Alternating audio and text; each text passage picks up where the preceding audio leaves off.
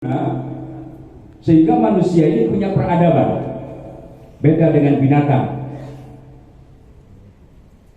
Mulai dulu sampai sekarang yang namanya kera, ini kera, ketak, ini kemun ngenok tak gelas sudah. Makannya pun nggak pakai sendok dan lain sebagainya. Mau jalan tak kira numpak bis, kecuali yang taman safari. Berkembangnya peradaban manusia ini karena memang Allah Ta'ala menciptakan manusia ini fi ahsani taqwim, sehingga berkembang peradabannya. Tapi ingat, summa radadnahu asfala safilin, tapi Allah Ta'ala terus penyongsep manusia ketika bahkan lebih parah daripada binatang.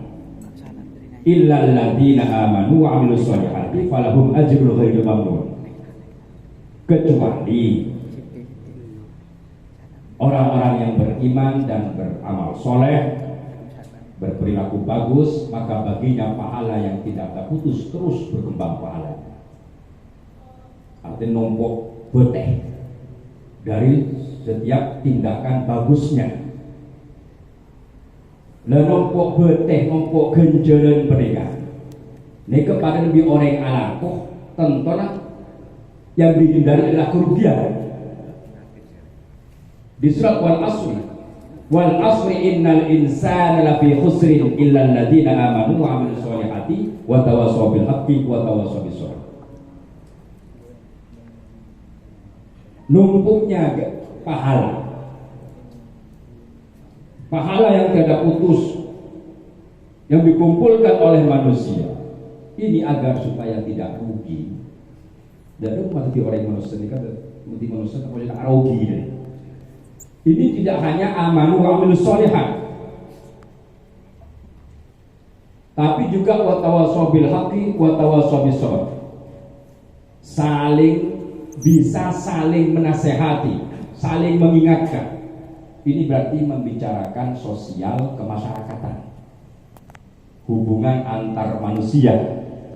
Bagaimana bisa saling menasehati kalau keadaan tidak kondusif? Bagaimana bisa saling menasehati kalau keadaan itu tidak mendukung dan sebagainya? Maka disinilah pentingnya bagaimana berorganisasi.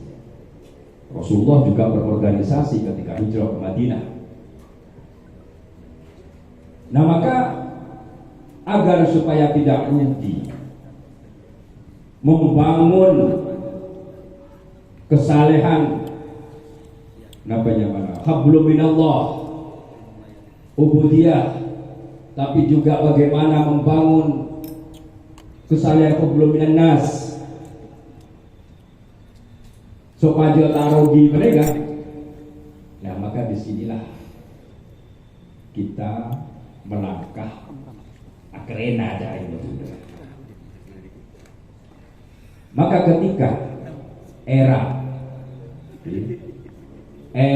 zaman dari kerajaan berubah ke zaman nation atau negara bangsa, ini butuh penyikapan terhadap peradaban baru ini. Bagaimana runtuhnya Daulah Turki Utsmani, bagaimana keadaan Timur Tengah yang menjadi rujukan itu berubah. Nah, ini dipikirkan betul agar supaya dalam berkehidupan ini betul-betul seimbang. Allah Ta'ala terwakil wa fi anfusikum afala tubsirun. Dalam diri kalian afala tubsirun, apakah engkau tidak melihat, mengkaji? Kenapa demikian? Karena perjalanan mereka, keberadaan alam mereka gimana kabeh.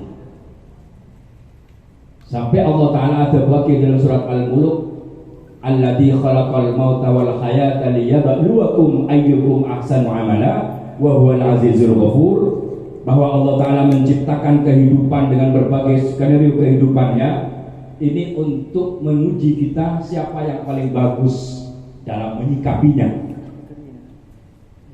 siapa yang paling bagus dalam mereaksinya. Sehingga kadang-kadang Allah Ta'ala bikin sebuah skenario yang sepintas kalau kita lihat itu adalah hal negatif, hal jelek, tapi di situ tersimpan, tersirat hal-hal yang bermanfaat. Bahkan Allah Ta'ala ayat selanjutnya mereka menggambarkan, memberikan sebuah analogi. Alladzi khalaqa sab'a samawatin tibaqa ma tara fi khalqir rahmani min tafawut farji'il basara hal tara min futur. Takung nanggung Allah Ta'ala gembiraken. Allah Ta'ala menciptakan langit lapis 7, tingkat 7. Hal taro ma taro fi khalqir rahmani min tafawut. Engkau tidak akan melihat dari ciptaan Allah min tafawut yang tidak seimbang, simetrik, seluruhnya nyiku cak moreng tangkokan, ada selogiku, seluruhnya seimbang, apalagi hanya manusia. Maka dari keberadaan memahami keadilan kita bergerak sebagai di dalam berorganisasi ini, kita belajar dari diri kita bahwa ketika ada yang tidak seimbang dalam diri kita, pasti secara otomatis akan memberikan pesan, akan memberikan tanda bahwa ada yang tidak seimbang. Contohnya, manusia beraktivitas ternyata tidak seimbang dengan tenaganya, lemes. Nah, ini pasti dalam tubuh kita akan memberikan sebuah tanda, sebuah pesan, sebuah signal bahwa dalam diri kita ada yang tidak seimbang. Mata berkunang, oh ini berarti kurang dere. Tabu kenyang sobur, tapi kok mak berkunang. Nah, ini berarti kurang dere. Bendengakan. Tapi apa? Bagaimana darah ini? Atau pesan tadi berupa suara perut. Kocok-kocok berarti lapar. Ketidakseimbangannya organ tubuh yang memproduksi power kekuatan ini ternyata nggak seimbang dengan gerakan tubuh. Nah, ini kenyamanan dorongan. Dengan munculnya tanda-tanda tadi di dalam memberikan signal atau pesan bahwa ada yang tidak seimbang, ini akan munculkan dorongan, karena manusia ini kan diri nafsu ya Allah Ta'ala akan munculkan dorongan. Nah, begitupun dengan sekitar kita. Sampai kan bedah cawacaan mereka turah, aduh mon santri setia, itu santri lambe. Oh, nak setia, itu nak lambe. Aduh mon PC setia, aduh kadang-kadang kena. Mon lambe oleh PC aku PC seebu ni ke Masya Allah. Bunga, semakin aku sama seebu ni ke. Kebetulan tak boleh WA takil. Akan dengar sekarang. Dengan berkembangnya lembaga pendidikan, pesatnya lembaga pendidikan, pesantren banyak, madrasah diniyah banyak, tapi kok tidak sebanding, tidak berbanding lurus, tidak seimbang dengan membangun manusianya. Ya, ini kenyamanan. Ada punya murid saya pas sekolah madrasah atau modul dan sebagainya, ngerti berita kriminal dan lain sebagainya. Ini kan tanda-tanda bahwa ada yang gak seimbang. Berkembangnya lembaga pendidikan ternyata tidak seimbang dengan pembangunan manusianya. Nah, ini kan nyaman dorongan.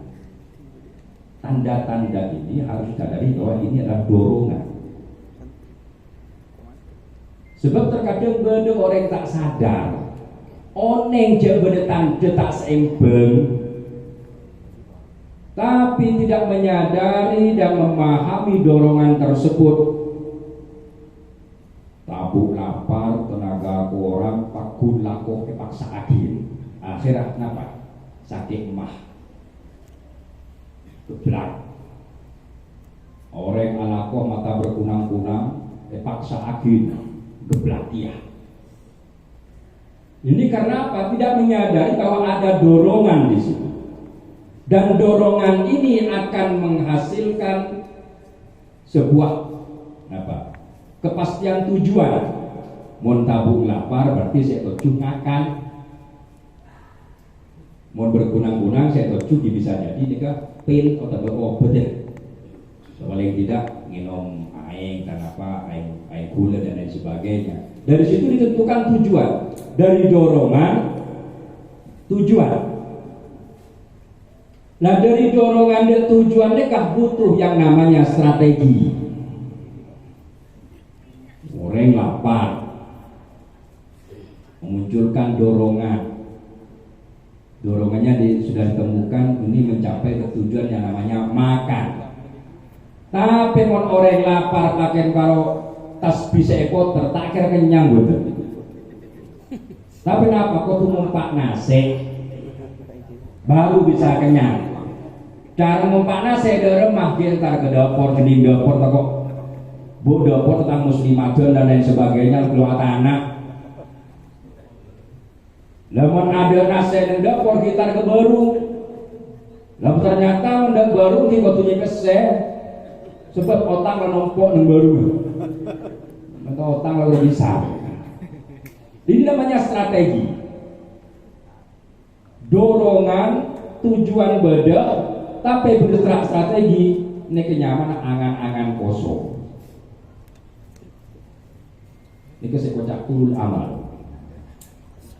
Nah maka lewat musyawarah kerja ini kita identifikasi apa sebenarnya persoalan yang ada di masyarakat agar supaya ketidakseimbangan antara lembaga pendidikan dengan output atau keluar cetakan dari lembaga pendidikan itu bagaimana, apakah ada simpang dan lain sebagainya, dari faktor apa. Maka di sini dibicarakan strategi untuk mencapai tujuan. Sebab kalau nggak gitu, ini kekir kalau ada debat monolog. Dan ini sesuai dengan apa yang dikonsepkan oleh para ulama Timur, yang dikonsep oleh Syekhona Khalil, yang dimandatkan kepada Hasyim Asy'ari, bahwa beliau Syekhona Khalil sebelum memberikan sebuah arahan pergerakan, nika Syekhona Khalil mencetak, mengasah berbagai potensi santri-santrinya berdasarkan maziyah atau karakteristik, istilah sekolah modern makin ke best project. Kan sekolah modern makin itu sebelum masuk kelas, sebelum kelas masuk SD, murid ini kan periksa di psikiater, karakternya apa, keahliannya apa, maka kan beda slogannya memanusiakan manusia.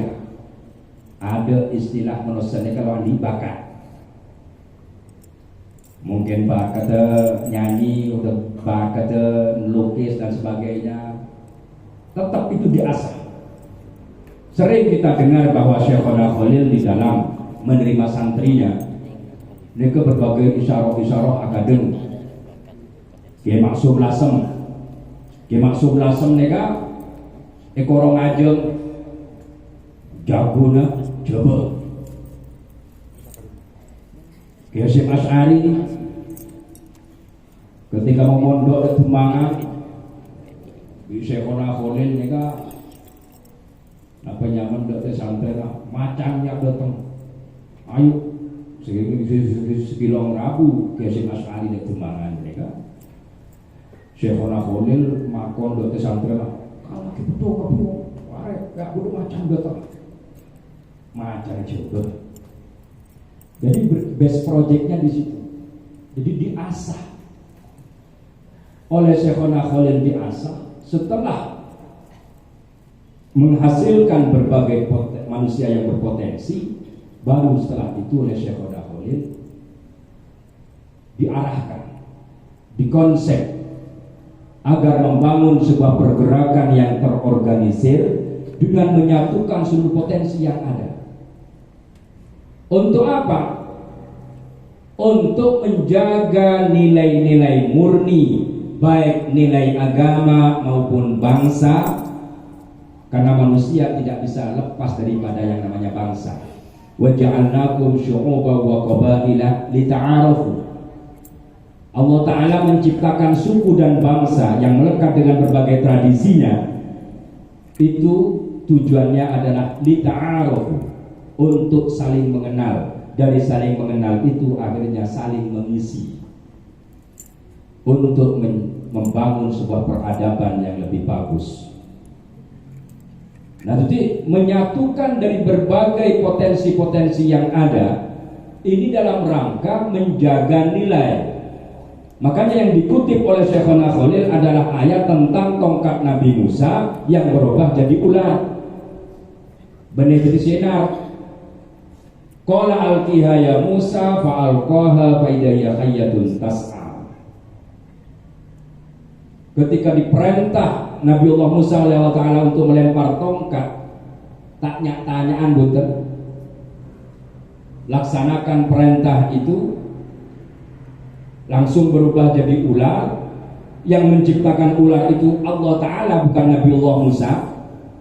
Ini kesek kocak sanad keilmuan asli. Untuk apa? Untuk menghadapi ular-ular penyihir Fir'aun, yang mana penyihir Fir'aun itu ketika melempar tampar menghipnotis orang. Istilah pesantren CR, hipnotis ini terasa. Maka beruntunglah kita sebagai umat Nabi Muhammad SAW dikasih keistimewaan di Allah Ta'ala. Paling gemberen sebelum terjadi, atau diingatkan oleh berbagai peristiwa-peristiwa. Berapa tahun yang lalu ada acara TV hipnotis. Sebab orang kadang yang perlu percaya bahwa ini terasa dari keadaan perjalanan waktu dan kepada munasab mereka, sehingga ular-ular tongkat Nabi Musa, ular yang diciptakan oleh Allah, itu memakan habis ular-ular ilusinya. Dan ular ini mempunyai sifat atau karakter teknokrat. Teknokrat mereka yang sering sampai kali ketuk, mempunyai kemampuan teknokrasi. Nah, apa teknokrasi mereka? Teknokrasi ini adalah membuat kebijakan dan keputusan di bidangnya. Ular tongkat Nabi Musa ini hanya memakan ular-ular sihir Fir'aun, penyihir Fir'aun, tidak mematuk manusianya, sehingga manusianya beriman. Maka ular mereka tadi akal. Logike menusana, karena memang tugasnya hanya itu namanya teknokrat. Maka pengurus Nahdlatul Ulama harus punya kemampuan teknokrasi. Jadi dididik atanya kerois, dididik atanya ketua. Ketika dia itu dikasih amanah di bidang ekonomi umpama, lah urusin ekonomi, cek ngurusin bahsul masail. Dan saya yakin yang diangkat menjadi organ-organ struktur kepengurusan ini mempunyai kemampuan. Makanya ketua ini ya, pimpinan dalam sebuah organisasi pertama harus mampu menjadi pendengar yang baik. Kenapa kok harus menjadi pendengar yang baik? Karena kita sebagai manusia berbicara dengan instrumen yang namanya suara. Dan Hikmat 2023-2028 di Pondok Pesantren Madrasatul Quran Al-Makkiyah dengan tema memperkuat ukhuwah dan sinergitas untuk bangun pengadilan Jamiah Mejiro Brunei, Bangkalan 31 Desember 2023 secara resmi dibuka. Al-Fatihah.